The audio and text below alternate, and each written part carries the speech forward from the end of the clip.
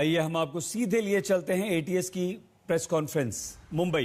गुन्हा नोंद केल्यास दुसरा दिवशी दिनांक 8/3/21 रोजी फिर्यादमधील संशयित आरोपी सचिन वाझे यांचा जबाब नोंदवण्यात आला। त्यांनी चौकशीमध्ये त्याचे विरुद्ध सर्व आरोप फेटाळून लावले। नमूद स्कॉर्पिओ गाडी ही आपल्या ताब्यात कधीही नसल्याचे सांगितले व मृत व्यक्तीसोबत कोणत्याही संबंध नसल्याचे सांगितले। तसेच सदर गुन्ह्याचे मध्ये त्याचा कोणताही सहभाग नसल्याबाबत आणि त्याबाबत कोणतीही माहिती नसल्याचे सांगितले। परंतु दहशतवाद विरोधी पथकाच्या तपास अधिकाऱ्यांनी सचिन वाझेचा जबाब खोटा असल्याचे पुरावे प्राप्त केले असून त्याच्या गुन्ह्यामध्ये नक्की काय सहभाग आहे याबाबतची पुढील चौकशी चालू आहे। अशी परिस्थितीमध्ये दहशतवाद विरोधी पथकाने प्रथम चौकशीत प्राप्त झालेल्या माहितीचे तांत्रिक विश्लेषण करून गुन्ह्यात वापरण्यात आलेले सिम कार्डचा शोध लावला। सदरचे सिम कार्ड हे मुंबईमध्ये पत्त्याचे क्लब व बेटिंग घेणाऱ्या इस्माने सचिन वाझे याचे सांगण्यावरून त्या सिम कार्ड त्याचेकडे बुकी म्हणून काम करणारे नोकराने गुजरात येथील त्याच्या ओळखीचे इस्माकडून प्राप्त करून घेतली। सदरची सिम कार्ड ही गुजरातच्या एक कंपनीचे नावे खरेदी केल्याचे निष्पन्न होते। प्राथमिक चौकशीत सदरची सिम कार्ड ही बुकी नरेश रमणिकलाल गौर याने सचिन वाझे याचे सांगण्यावरून आरोपी विनायक शिंदे यांच्याकडे दिल्याचे तपासात निष्पन्न झाल्याने नरेश रमणिकलाल गौर व विनायक शिंदे यास दिनांक 21/3 रोजी 9 वाजता अटक करण्यात आलेली आहे। विनायक शिंदे हा मुंबई पोलीस दलातील 2007 मध्ये वर्सोवा येथे झालेल्या लखन भैया बनावट चकमक प्रकरणातील आजीवन कारावासाची शिक्षा झालेला आरोपी आहे। तो सध्या मे 2020 पासून कोरोनाचे साथीच्या आजाराच्या कारणावरून पैरोल रजेवर असताना त्यांनी हा अपराध केलेला आहे। उसमें से एक को लखन भैया हत्याकांड में लाइफ की उम्र की कैद की सजा हुई है। वो मई 2020 में सहभाग घेण्याबाबतचे तपासामध्ये बाहेर आया था। झालेले आहे। अटक झालेले आरोपी यांना घटनास्थळी सोबत घेऊन जाऊन गुन्हा कसा केला याबाबतचे प्रात्यक्षिक घेण्यात आलेले आहेत। सदर अटक व पाहिजे आरोपी यांनी घरे, कार्यालय व गोडाऊन इत्यादी ठिकाणी छापा टाकून गोळा केलेल्या माहितीचे विश्लेषण चालू आहे। आरोपी गौड याच्या मार्फत मंगवलेले 14 नरेश गौर ने काफी सारे सिम कार्ड जो हैं वो प्रोक्योर किए थे और दिए गए थे सचिन वाझे को, जो सस्पेंडेड पुलिस इंस्पेक्टर हैं। सदर सिम कार्ड ज्या मोबाइल मध्ये वापरली गेली त्यामधील काही ये सारे सिम कार्ड का इस्तेमाल हुआ है नष्ट केले असल्याची प्राथमिक चौकशीत स्पष्ट होत आहे। अटक आरोपी यांच्याकडे करण्यात आलेली चौकशी त्यामधून मिळालेल्या माहितीचे केलेले तांत्रिक विश्लेषण आणि त्याचप्रमाणे गुन्ह्याशी संबंधित संशयित इस्माकडे केलेली चौकशी याच्या आधारे मिळालेल्या माहिती अनुसार दामन दीव येथे तपास कमी झालेले रवाना झालेले पथक गुन्ह्याच्या वापरल्या संशय असलेल्या वॉल्वो कार व संशयित इस्मासह मुंबईत आज दिनांक 23/3/21 रोजी परत आलेले आहे। जो वॉल्वो कार जो है जो सचिन वाझे की है उसको लेके आया गया है दमन से यहाँ मुंबई में और जांच पड़ताल उसकी भी की जा रही है। यांच्याकडून तपासणी करण्याचे काम चालू आहे। सदर गुन्ह्यात फॉरेंसिक साइंस लॅबोरेटरी की मदद ली जा रही है। काही इस्मांना अटक होण्याची शक्यता आहे। आमच्याकडे बरेच नाव आहेत, बरेच संशयित आहेत। फक्त पुरावे गोळा करण्याचं काम बाकी आहे, तो सुद्धा होईल। गुन्ह्याच्या अनुषंगे बराचसा परिसर, ऑफिसेस आणि मार्गावरील सीसीटीव्हीचे फुटेज घेण्यात आलेले आहे। त्याचप्रमाणे जितने सीसीटीवी फुटेज थे वो सारे प्रोक्योर कर लिए गए हैं। चालू आहे। आरोपींनी काही ठिकाणाचे सीसीटीव्ही फुटेज प्राप्त करून नष्ट केल्याचे पुरावे सुद्धा समोर येत आहेत। काफी सारे जो सीसीटीवी कैमरे के फुटेज हैं उनको नष्ट किया गया है, उनको इसकी जानकारी एटीएस को है। जवाब नोंद केलेले आहेत। कई सारे लोगों के विटनेस स्टेटमेंट के स्टेटमेंट रिकॉर्ड किए गए हैं। जवाब देण्यास तयार आहेत, त्यानुसार कारवाई चालू आहे। अभी भी इस इन्वेस्टिगेशन में काम अभी भी बाकी है, वो कर रहे हैं। राष्ट्रीय तपास यंत्रणा याचे दिनांक 25/3/21 पर्यंत पोलीस कोठडीत आहे। त्यामुळे सदर गुन्ह्याबाबत कसून चौकशी करणे आवश्यक असल्याने त्याचे विरुद्ध ट्रान्सफर वॉरंट प्राप्त केले असून NIA कोर्टमध्ये आरोपीचा ताबा घेण्याकरता आम्ही 25 तारीखला तिकडे अपील करू। 25 तारीख को जो सचिन वजे का रिमांड खत्म हो रहा है, वहां पर उस अदालत में जाकर जहां पर NIA का मामला चल रहा है, उसमें वहां जाके ATS सचिन वजे की जो कस्टडी है वो मांगने की कोशिश करेगी। गुन्ह्याचा तपास महत्त्वाच्या टप्प्यावर चालू असून दहशतवाद विरोधी पथकची विभिन्न पथके रात्रोदिवस अथक परिश्रम करीत आहेत व गुन्ह्याच्या मुख्य सूत्रधार शोधून त्याच्या मूळाशी जाण्याचा प्रयत्न करीत आहेत। धन्यवाद। जय हिंद। ये पूरे मामले में काफी कठिन परिश्रम की है ATS ने, और उस पूरे मामले में जांच पड़ताल जो की है उससे काफी कुछ उन्हें पता चला है, और वो कोशिश यही कर रहे हैं कि इसमें जो मोटिव है वो भी उन्हें पता चल जाए। सचिन वाजे ने अपने ऊपर लगे आरोप को खारिज किए। ATS महाराष्ट्र ATS की प्रेस कॉन्फ्रेंस। विद्या हमारी संवाददाता सीधे मुंबई से हमारे साथ हैं। विद्या, ATS चीफ ने क्या कुछ कहा है इस प्रेस कॉन्फ्रेंस में? देखिए, बहुत सारी चीज जानकारी दी गई है जो अब तक उन्होंने प्रोक्योर किया है इस पूरे मामले में, चाहे वो सिम कार्ड हो, जो जैसा कि एक बुकी को गिरफ्तार किया गया था, उसके पास से कई सारे सिम कार्ड मिले जो फर्जी हैं, जो गुजरात में रजिस्टर्ड थे, और उनको किस तरह से यहाँ पे इस्तेमाल किया जा रहा था। सारे सिम कार्ड तो नहीं इस्तेमाल हुए थे, थोड़े से सिम कार्ड इस पूरे क्राइम में इस्तेमाल हुए थे, ये बताया गया। इसके अलावा जो कार है, जो वॉल्वो कार है जिसे दमन से लाया जा रहा है, उसका इन्वॉल्वमेंट और बाकी गाड़ियों का जो इन्वॉल्वमेंट है सचिन वजे की, उन सब का इन्वॉल्वमेंट को लेकर जांच पड़ताल की जा रही है। फॉरेंसिक साइंस लैबोरेटरी का इस्तेमाल किया जा रहा है, उनसे पूछताछ हो रही है, वो भी जांच में सहयोग दे रहे हैं। इसके अलावा जो क्योंकि हिरेन मनसुख मामले में हिरेन मनसुख की जो पत्नी है विमला जी, उन्होंने जो केस रजिस्टर कराया था उसके अनुसार उनका पूरा शक सचिन वजे पे था, लेकिन सचिन वजे ने अपने स्टेटमेंट में जो बातें बताई थी वो फैक्चुअली करेक्ट नहीं पाई गई थी। इसी वजह से इस पूरी जांच पड़ताल में तेजी आई थी, और उसके बाद CCTV कैमरे के जितने फुटेजेस हैं वो भी इकट्ठा करके फिर पूरे मामले में उन्होंने बताया है कि कई सारे CCTV फुटेज जो अहम थे वो डिस्ट्रॉय भी कर दिए गए। जी विद्या, 2-3 चीजें यहां पर प्लीज समझाइएगा। एक तो उद्योगपति मुकेश अंबानी के घर के बाहर विस्फोटक भरी संदिग्ध कार, उसके अलावा मनसुख हिरेन की मौत, उसके अलावा सचिन वाजे को गिरफ्तार किया गया, उसके अलावा जो वॉल्वो कार बरामद की, सिम कार्ड्स बरामद किए, लोगों को गिरफ्तार किया। ये पूरी बात हम आपसे समझने की कोशिश करेंगे। हमारी संवाददाता विद्या लगातार हमारे साथ थी, लेकिन इस वक्त हम आपको लिए चलते हैं। अमित शाह रोड शो कर रहे हैं।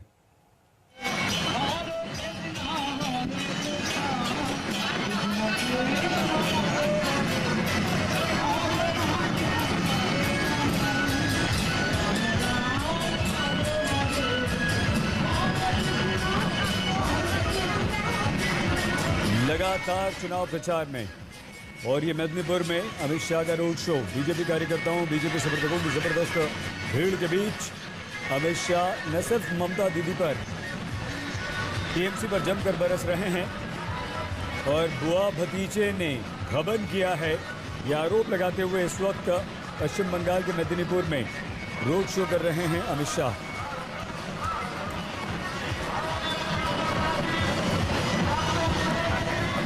बंगाल की लड़ाई काफी दिलचस्प होती जा रही है। पहले चरण का चुनाव 27 तारीख को है, दिन बहुत कम है। 2 दिन के चुनाव प्रचार में बीजेपी अपनी पूरी ताकत झोंक रही है, और इस समय पश्चिम बंगाल के मेदिनीपुर में गृह मंत्री अमित शाह का ये रोड शो शुरू हो चुका है।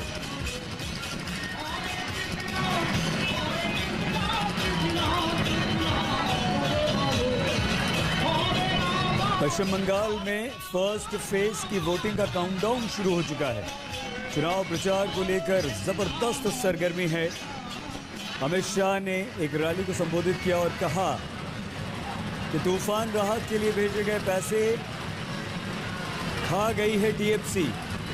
उन्होंने भतीजा बुआ पर आरोप लगाया। वहीं ममता बनर्जी की पुरुलिया रैली में उन्होंने पैर टूटने के बावजूद बीजेपी पर आरोप लगाया और कहा कि मेरा पैर तोड़ा गया ताकि मैं चुनाव प्रचार न कर सकूं। इमोशनल स्पीच उन्होंने दी। और इस वक्त मेदिनीपुर में रोड शो शुरू हो गया है। उधर कांति की एक रैली में अभिषेक बनर्जी ने बीजेपी पर निशाना साधा है। मतलब ये कि फर्स्ट फेज के काउंटडाउन के साथ ही एक दूसरे पर आरोप प्रत्यारोप का जबरदस्त दौर चल रहा है।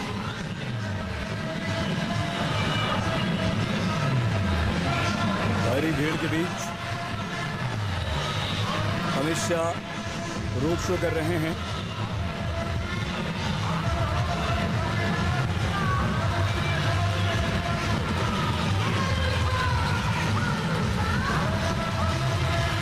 भीड़ आप देख रहे हैं। ये एरियल दृश्य अपने आप को दिखाया। गृह मंत्री अमित शाह पहले फेज के चुनाव के अंतिम चरणों में, यानी कि काउंटडाउन है, अब सिर्फ 2 दिन, आज और कल का दिन बाकी है।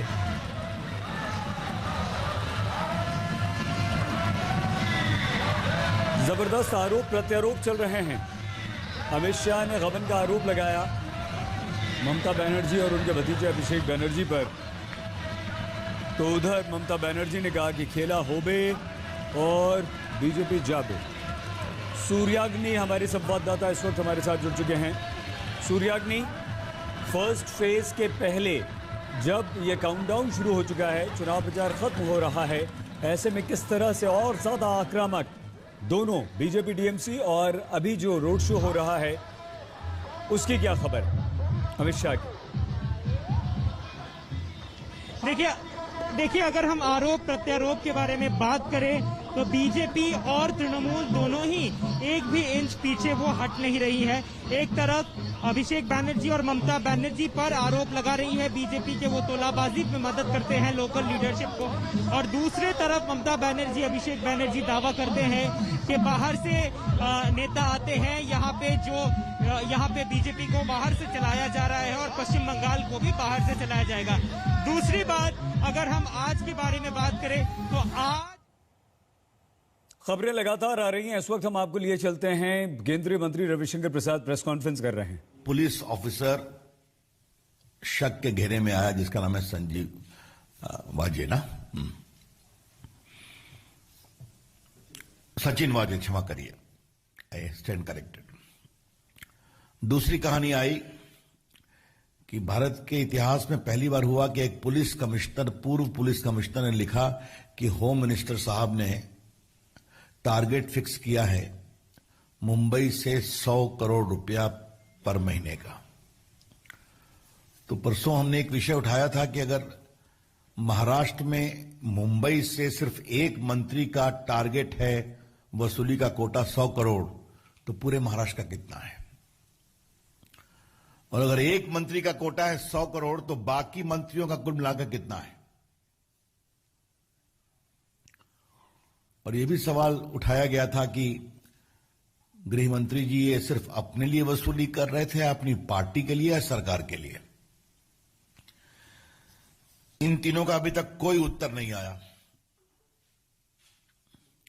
आज सुबह माननीय पूर्व मुख्यमंत्री देवेंद्र फडणवीस ने कुछ डॉक्यूमेंट के साथ बातें कही हैं जो आपने देखा होगा कि भ्रष्टाचार, ट्रांसफर पोस्टिंग के नाम पर भी वसूली चल रही थी, और वो छोटे मोटे ऑफिसर्स की भी नहीं, बड़े बड़े आईपीएस ऑफिसर्स की भी। और जो कमिश्नर सीआईडी थी एक रश्मि शुक्ला, उन्होंने पूरे मामले की तहकीकात की। उसमें बड़े रसूखदार लोग थे जिनके संबंध सत्ताधारी पार्टी के इर्द गिर्द थे और कुछ ब्रोकर्स थे। उनके पूरे डिजिटल कॉन्वर्सेशन भी लॉफुल तरीके से प्राप्त किए गए थे। और डीजीपी ने सुबोध जायसवाल जी ने उसको भेजा एडिशनल चीफ सेक्रेटरी के पास, कृपया कर करके आप इसे मुख्यमंत्री के पास पहुंचाइए। यह कहानी 2020 की है। इतने बड़े महाराष्ट्र, ऐसे बड़े प्रदेश में आईपीएस और बड़े पुलिस पदाधिकारियों के ट्रांसफर पोस्टिंग में सीधा वसूली हो रही है। Extortion is being done. हमें उम्मीद थी कि मुख्यमंत्री कार्रवाई करेंगे, लेकिन दोषियों के खिलाफ कार्रवाई करने की बजाय एक ऑनेस्ट, बहादुर महिला पदाधिकारी, रश्मि शुक्ला नाम है शायद, उसको सिविल डिफेंस का डीजीपी बना दिया गया, क्योंकि अपनी सीनियरिटी में वो उस अवसर पर पहुंच गई थी। और जो बताया देवेंद्र जी ने 10 फीट बटा 10 फीट का उसका एक क्यूबिकल था, और ये दोनों ने महाराष्ट्र छोड़ दिया। आज ये बताना जरूरी है कि ये दोनों डीजीपी और जो एक तो डायरेक्ट जनरल ऑफ पुलिस थे Subodh Jaiswal, I understand he is now in CISF DGP, और रश्मि शुक्ला इतना डिमोरलाइज्ड हुई कि वो सेंट्रल डेपुटेशन पे आई, शायद वो भी कहीं पर मुझे बताया गया है कि सीआरपीएफ या कहीं पर वो एडिशनल डीजीपी है। ये क्या हो रहा है महाराष्ट्र में? मतलब आप director general of police, Maharashtra ऐसे बड़े sensitive state, Mumbai is the financial capital of India, वहां पर डीजीपी अपने एक इमीडिएट नंबर 2 जो कि पूरे सीआईडी की हेड है, उसकी इंक्वायरी रिपोर्ट भेज रहे हैं सीएम को, बताइए और कार्रवाई करवाइए। कार्रवाई तो दूर, दोनों इन ईमानदार अफसर्स को पनिश किया गया। ये इससे बड़ा दुर्भाग्य कोई हो नहीं सकता। अब थोड़ा मैं अपने इस पूरे विषय को एक ट्रायंगल के रूप में आप में प्रस्तुत करता हूं। सचिन वाजे सस्पेंडेड था लगभग 15-16 वर्ष तक, शिवसेना का मेंबर बनता है, उसको कोरोना काल में रीइंस्टेट करते हैं। क्या कहते हैं? बहुत से पुलिस वाले बीमार पड़ रहे हैं, इसलिए उनकी जरूरत है।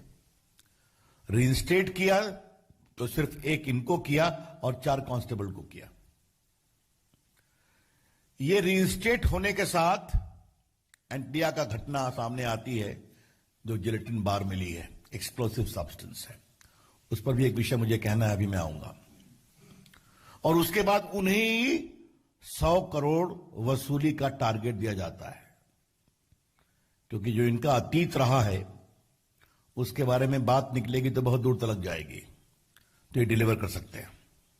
उनको दिया गया, जो पुलिस कमिश्नर ने बताया। अब मैं ये जो टारगेट की बात की जा रही है, इसके पहले मैं एक बात आपको बताना चाहूंगा, और ये बात बहुत गंभीर है।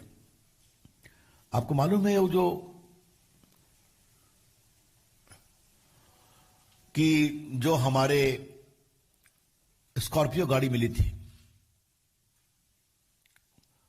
उसमें जिलेटिन मिला था, ठीक है, याद करिए आप। ये एक्सप्लोसिव सब्सटेंस है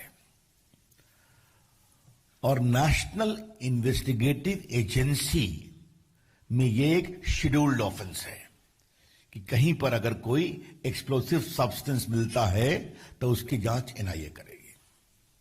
एनआईए उसकी जांच कर रही है, ठीक है। और एनआईए के सेक्शन 8 में एक बात का और प्रावधान है कि अगर कोई कनेक्टेड ऑफेंस होता है तो उसकी भी जांच एनआईए ही करेगी। ये जो उस गाड़ी का मालिक है, इसका नाम मनसुख हिरेन। अभी जो प्रेस कॉन्फ्रेंस थी एंटी टेररिज्म स्क्वाड महाराष्ट्र की, वो उसके बारे में थी। उसमें भी सचिन वाजे का नाम आया है, वो एक अलग विषय है। लेकिन जहां तक मेरी जानकारी है, एनआईए ने रिक्वेस्ट किया है अंडर प्रॉपर ऑथराइजेशन कि इस मनसुख हिरेन की मृत्यु या हत्या की जांच हमें दे दी जाए, क्योंकि उसके तार जुड़े होंगे। वो अभी तक महाराष्ट्र सरकार ने एनआईए को नहीं दिया है। क्यों नहीं दिया है? अगर एनआईए पूरे उस जिलेटिन, उस गाड़ी के पूरे मामले की जो एक्सप्लोसिव सब्सटेंस है जांच कर रही है,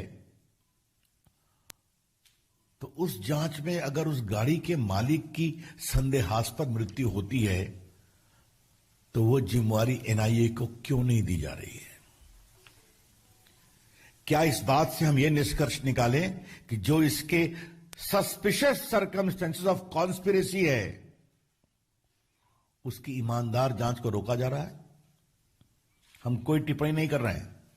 सचिन वाजे ने उनको मरवाया, मुंबई की एटीएस बहुत तेजी से उस पर अपनी गाड़ी भगा रही है ताकि जांच को वाजे पर ही रोक दिया जाए। इस पूरे मामले की व्यापक जांच क्यों नहीं होनी चाहिए? ये बहुत गंभीर सवाल है। आप ही लोगों ने मीडिया में चलाया था कि कुछ जिलेटिन के तार किसी दूसरे प्रदेश के जेल से भी लिंकेज है ना, याद करिए अपने रिपोर्टिंग को आप लोग। तो ये क्यों नहीं होना चाहिए? मैं फिर कहूंगा, अगर भारत की एनआईए एक उद्योगपति के घर के सामने जो मिली है गाड़ी जहां से जिलेटिन रिकवर हुआ, उसके पूरे मामले की जांच कर रही है, तो अगर उस गाड़ी का तथाकथित मालिक से संदेहास्पद परिस्थितियों में मृत पाया जाता है, तो उसकी जांच को क्यों रोका जा रहा है? Obviously there are lot of suspicious circumstances surrounding. देखिए, हम किसी का पक्ष नहीं ले रहे हैं। कोई पदाधिकारी हो पुलिस का, चाहे वो डीजीपी पूर्व के हो या क्राइम की हेड हो, हम सिर्फ तथ्यों को पब्लिक डोमेन में ला रहे हैं। The BJP would like to clarify clearly and categorically that we don't wish to take the side with anyone. We are only bringing the fact into the public domain, including all the suspicious circumstances, which raises very sensitive questions, जो कि बहुत ही संदेहास्पद सवाल पैदा करते हैं।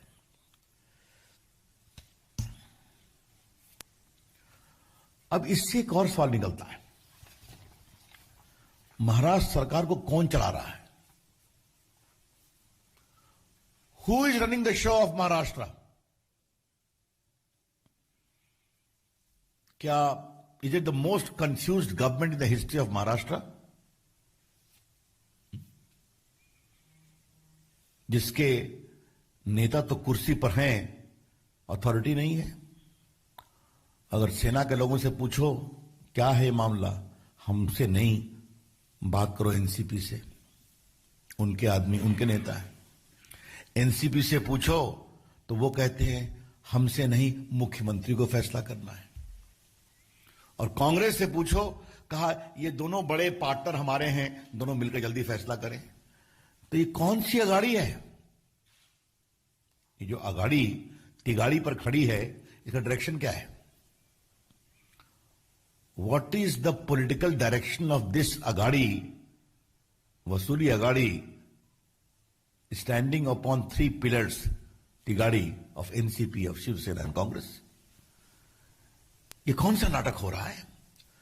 महाराष्ट्र ऐसे प्रगतिशील बड़े प्रदेश को ये कौन सी पीड़ा में धकेल दिया गया?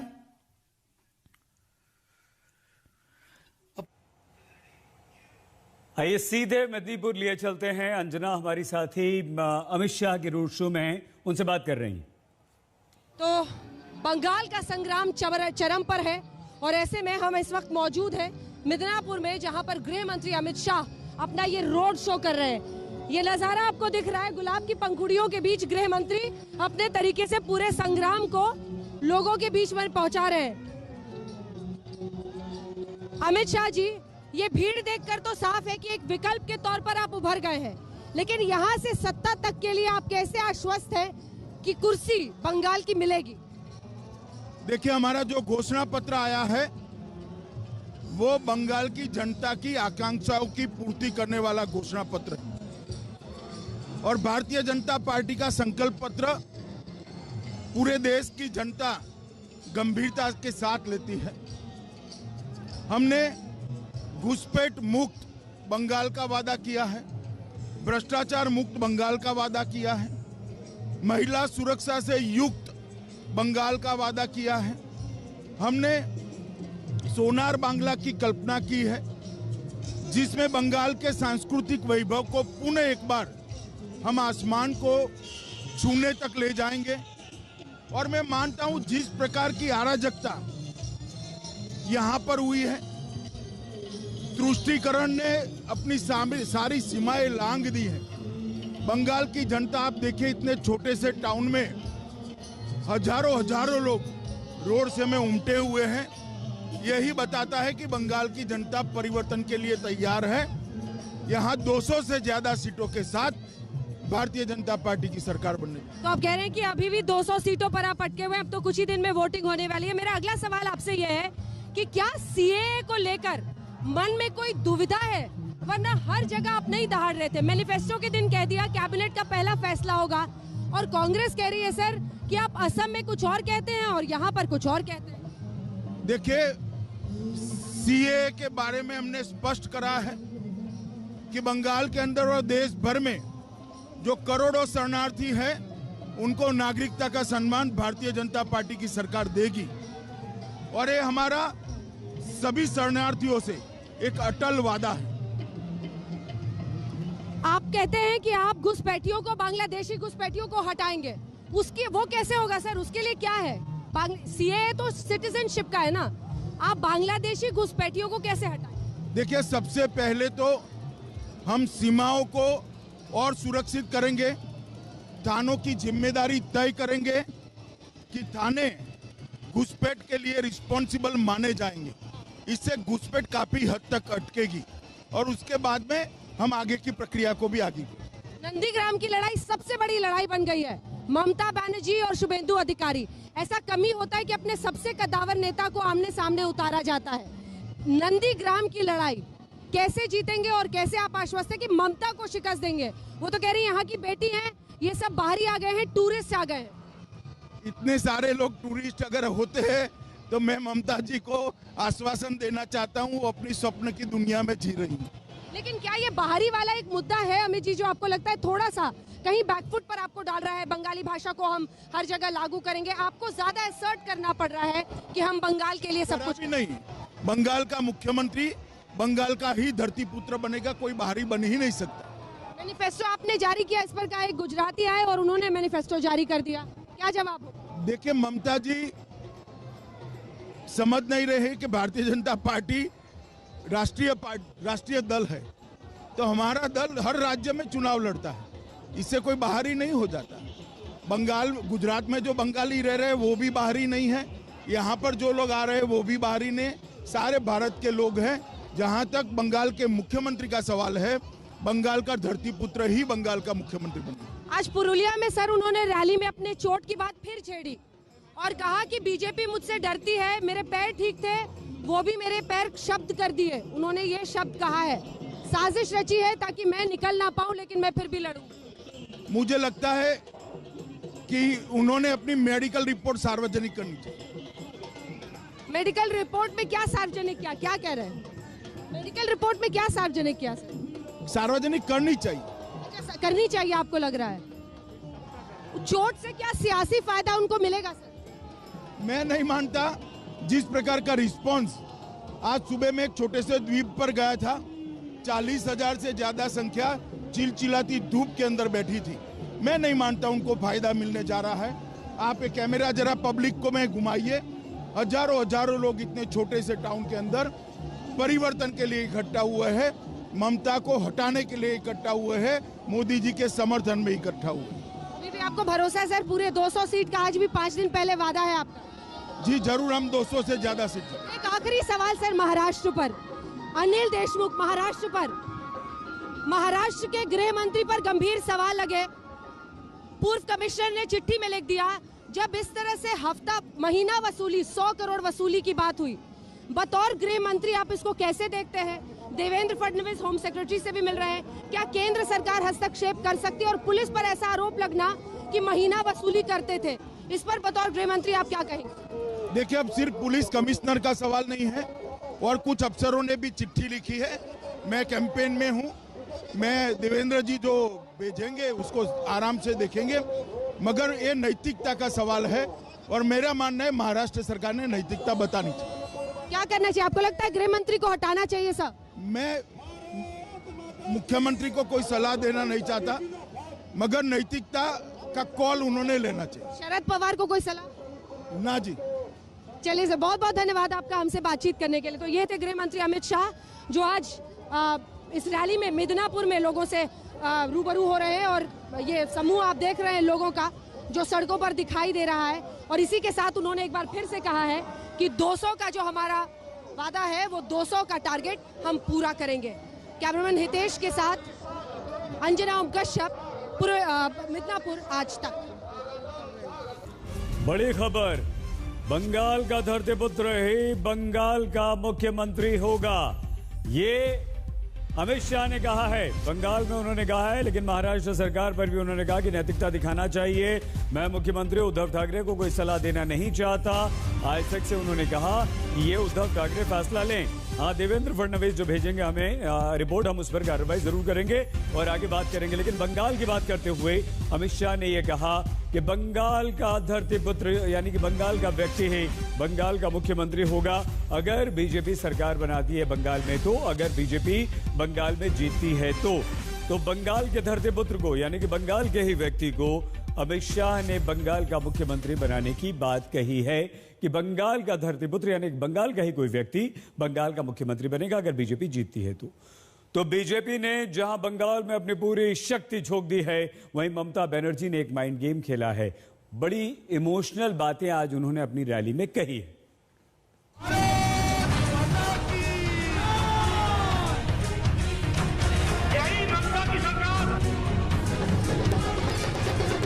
माताएं, हमारी बहनें, हमारी बेटियां, बंगाल का युवा आज बंगाल में आशोल परिवर्तन के लिए आया है।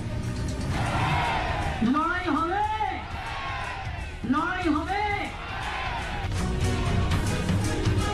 पश्चिम बंगाल के कोने कोने से आवाज आ रही है, आर नय अन्याय, आर नय अन्याय, আমরা আসল পরিবর্তন চাই।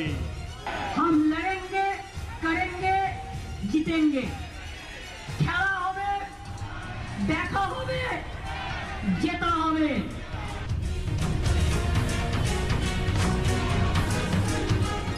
मोदी जी ने 10,000 करोड़ रुपया भेजा, कुछ मिला है क्या आपको? मिला है?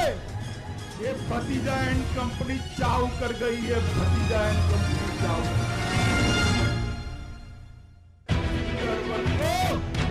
पश्चिम बंगाल में परिवर्तन होगा या खेला 2 मई को तय हो जाएगा, मगर चुनावी घमासान का पहला राउंड 27 मार्च को होगा, जिसके लिए बीजेपी के तमाम दिग्गजों ने पूरी ताकत झोंक दी है। चुनावी रणनीति के चाणक्य कहे जाने वाले गृह मंत्री अमित शाह और बीजेपी अध्यक्ष जेपी नड्डा पश्चिम बंगाल में है, सभाएं और रोड शो कर रहे हैं। कि ममता दीदी, आप जरा बंगाल की जनता को जवाब दीजिए कि ये राज्य में क्या आप घुसपैठ रोकना चाहती है क्या? मित्रों, बंगाल में आप गुंडाराज चाहते हो गुंडाराज? टोल मनी चाहते हो? ये टोल बाजों को चाहते हो? ये भतीजे को मुख्यमंत्री बनाना चाहते हो क्या? ममता दीदी की नजर इस पर ही है, मोदी जी की नजर आपके विकास पर, आपके भविष्य पर। वहीं ममता बनर्जी ने एक बड़ा माइंड गेम खेला है। उनकी पार्टी के सांसद डेरेक ओब्रायन ने दावा किया है कि बंगाल से मिल रही नेगेटिव रिपोर्ट के बाद बीजेपी के दिग्गजों ने पश्चिम बंगाल में डेरा डाल दिया है। डेरेक ने अपने ट्वीट में लिखा है, XYZ सीटें जीतने के अपने गैस गुब्बारे उड़ाने के बाद जमीनी स्तर से मिल रही नेगेटिव रिपोर्ट ने टूरिस्ट गैंग के लीडर को अगले कई दिनों तक कोलकाता में कैंप करने पर मजबूर कर दिया है। बंगाल के चुनावी जंग में बीजेपी और टीएमसी दोनों ही माइंड गेम खेल रही हैं। टीएमसी सांसद डेरेक ओब्रायन का ट्वीट इसी की एक कड़ी है। हालांकि सांसद डेरेक ओब्रायन ने यह साफ नहीं किया है कि बीजेपी को नेगेटिव रिपोर्ट कब, कहां और कैसे मिली, लेकिन इस चुनावी जंग में तकरीबन हर पार्टी ऐसी चाल चल रही है। इन सब के बीच अमित शाह ने बंगाल में रैली और रोड शो किया। गोसाबा की चुनावी रैली में शाह ने बंगाल में सत्ता परिवर्तन की हुंकार भरी। वहीं ममता ने रैली में लोगों को बीजेपी से सावधान किया। आने वाले दिनों में 1 तारीख को आपको वोट डालने जाना है। यहाँ कहते हैं गुंडे मारेंगे, अरे मैं कहता हूँ डरना मत, कोई गुंडे की हिम्मत नहीं है इस बार बंगाल के लोगों को रोकने की, कोई गुंडे की हिम्मत नहीं है। निर्भय होकर वोट डालिए, बंगाल के कल्याण के लिए मोदी जी के नेतृत्व में भारतीय जनता पार्टी की सरकार बनाइए। एक पाता करे एडभार्टाइजमेंट दिएছে হ্যান करेंगा ত্যান करेंगा, বল কি মিথ্যে স্বপ্ন দেখাচ্ছো? বলো 15 লক্ষ টাকা করে দিয়েছো, সবার অ্যাকাউন্টে 15 লক্ষ টাকা করে পেয়েছেন মা ভাই বোনেরা, পেয়েছেন? ওটাও যেমন ममता ने हिंदू, मुस्लिम, सिख, ईसाई सबको साथ लेकर चलने का दांव खेला है। वहीं तृणमूल कांग्रेस ममता के खिलाफ बीजेपी नेताओं की पूरी फौज उतारने को लेकर तंज कस रही है। Along with 25 ministers and his teleprompter, anytime he can come and debate these issues with us. I also want to ask Mr. Modi and Mr. Shah, because many of their MPs are now standing for MLA. एक ही question है, who is your Chief Minister candidate in Bengal? I challenge you to name your Chief Minister candidate. इसी बीच BJP ने बंगाल चुनाव के लिए उम्मीदवारों की एक और लिस्ट जारी की। 13 उम्मीदवारों की इस लिस्ट में 2 नाम खास है। ये है अर्थशास्त्री अशोक लाहिरी, जिन्हें बलूर घाट से टिकट दिया गया है।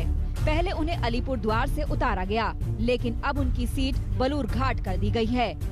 वहीं जिस चौरंगी सीट से शिखा मित्रा ने ये कहते हुए चुनाव लड़ने से इनकार कर दिया था कि वो बीजेपी में है ही नहीं, वहां से देवव्रत माझी को टिकट दिया गया है। तृणमूल ने जहां एक ही बार में सारी 294 सीटों पर उम्मीदवार घोषित कर दिए थे, वहीं बीजेपी को कई लिस्ट जारी करनी पड़ी है। इस पर भी तृणमूल सांसद महुआ मोइत्रा ने तंज किया था, और वो भी माइंड गेम का ही हिस्सा था। कोलकाता से सुरागनी रॉय, पौलमी साहा और अनुपम मिश्र के साथ आज तक ब्यूरो। एक बहुत छोटा सा ब्रेक, हम होते हैं हाजिर, आप देखते रहिए आज तक।